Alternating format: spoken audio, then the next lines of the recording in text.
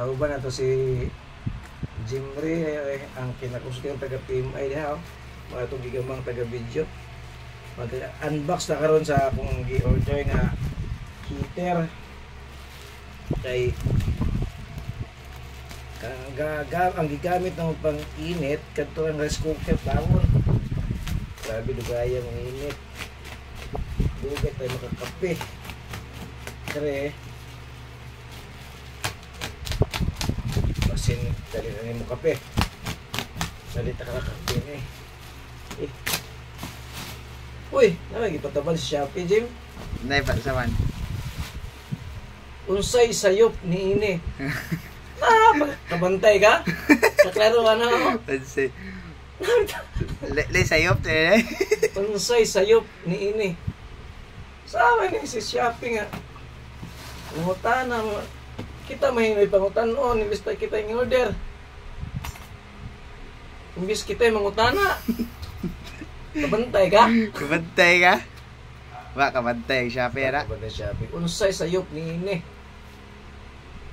Unsay kasuwatan eh? Pagkangilad ni ana.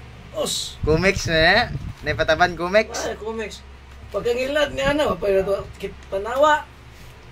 Ingon na. Oh, tara, ipaglato na ko nang unang kon pagkangilad ni ana. Dajon. Oh.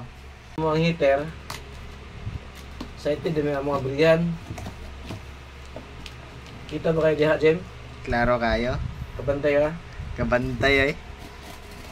Abriya na guys. Oy.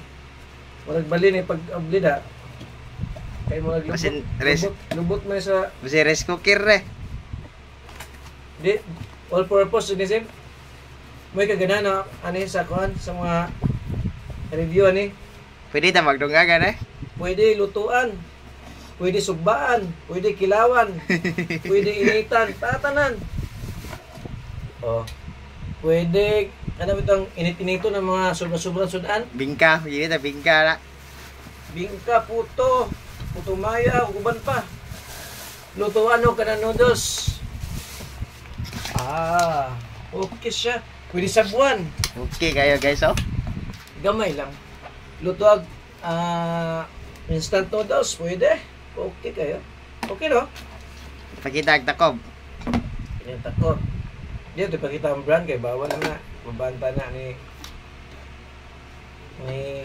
Madam Meta. Yan, board. Complete order Shopee.